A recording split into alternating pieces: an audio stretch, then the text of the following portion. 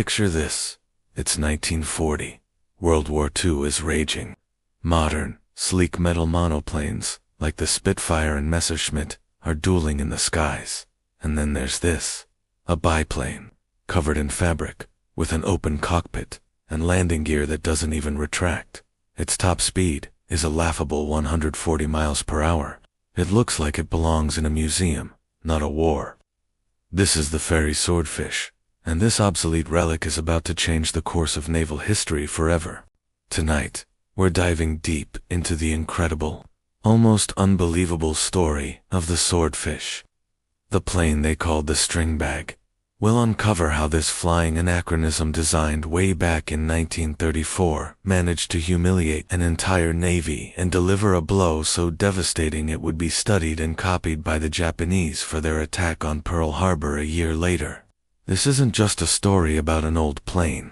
It's a story about ingenuity, courage, and how sometimes the most outdated weapon in the right hands can become the most deadly. So, why was the Swordfish even still flying in 1940? By every metric, it was a fossil. Its contemporaries were sleek, all-metal fighters.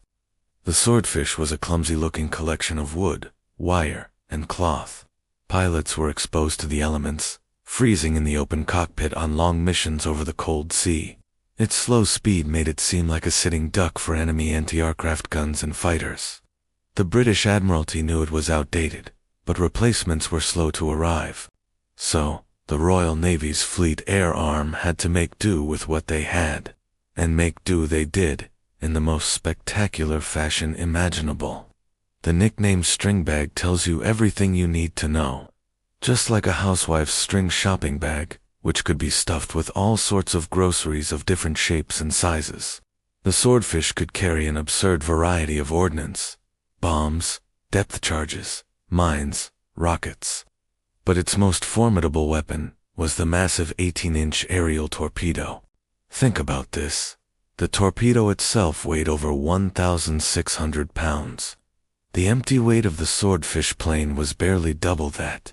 It was like a bumblebee carrying a brick, a feat of engineering that seemed to defy physics. Getting this thing off a carrier deck was a miracle in itself. The stage for its greatest performance was the Italian naval base at Taranto, on the heel of Italy's boot. In November 1940, the powerful Italian fleet, including 6 battleships, was anchored there. It was a fortress, protected by anti-aircraft batteries, barrage balloons, and anti-torpedo nets. For the British, this fleet was a dagger aimed at their vital Mediterranean supply lines. A direct naval assault was impossible. It was a job for the Fleet Air Arm, and their weapon of choice was the slow, vulnerable Swordfish. The mission, codenamed Operation Judgment, was audacious to the point of being suicidal. The plan was to launch 2 waves of Swordfish from the carrier HMS Illustrious, flying over 100 miles in the dead of night, to attack the heavily defended harbor. And here's where the problems piled up. The harbor at Taranto was shallow, only about 40 feet deep. A standard aerial torpedo, when dropped, would dive deep into the water before leveling out, meaning it would simply bury itself in the mud at the bottom of the harbor. It was a fatal flaw that should have made the entire attack impossible. This is where British ingenuity kicked in. Engineers at the Admiralty, in a stroke of genius, figured out a simple but brilliant modification. They attached a drum with a spool of wire to the nose of the torpedo. When dropped, the wire would unspool and drag in the water, creating just enough upward pull to stop the torpedo from diving too deep. It was a low-tech, almost crude solution, but it worked. They also fitted the torpedoes with special magnetic and contact detonators to ensure they would explode even if they only scraped the underside of a ship's hull. So, on the night of November 11, 1940, 21 Swordfish lumbered into the dark sky. The pilots and observers navigated by starlight and dead reckoning. As they approached Taranto, the night sky erupted with anti-aircraft fire. Tracers lit up the darkness, a terrifying web of fire. And this is where the Swordfish's biggest weakness, its slowness, became its greatest strength. The plane had an incredibly low stalling speed, around 90 knots. This meant the pilots could fly extremely slowly, almost hovering, allowing them to jink and weave underneath the streams of tracer fire. Enemy gunners, trained to lead fast-moving targets, struggled to track the sluggish biplanes. The Swordfish pilots descended to just 30 feet above the water, skimming the waves to get under the trajectory of the main guns and below the anti-torpedo nets. Imagine the sheer courage it took, flying in an open cockpit, the wind and spray in your face, the roar of the engine mixed with the thunder of explosions, all while guiding a 1,600-pound torpedo toward a battleship bristling with guns. One of the lead pilots, Lieutenant Commander Williamson, was shot down, but not before launching his torpedo, which struck the battleship Comte de Cavour. The ship flooded and sank at its mooring.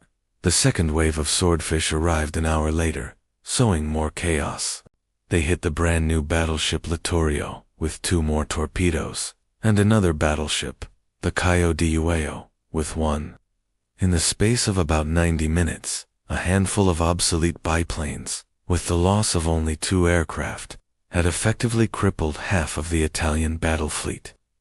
3 battleships were put out of action, 1 permanently for the cost of 2 slow canvas-covered planes. The balance of naval power in the Mediterranean had been shifted overnight. The impact of Taranto was immediate and global. It proved that a carrier-based air force could cripple or destroy a fleet of battleships at anchor. It was the death knell for the age of the battleship as the supreme ruler of the seas. And watching closely from across the world was the Imperial Japanese Navy. They sent a military delegation to Taranto to study the attack in detail. They learned about the shallow water torpedo modifications, the night attack tactics, and the devastating potential of carrier aviation. 13 months later, many of those exact lessons were applied with terrifying precision at a place called Pearl Harbor.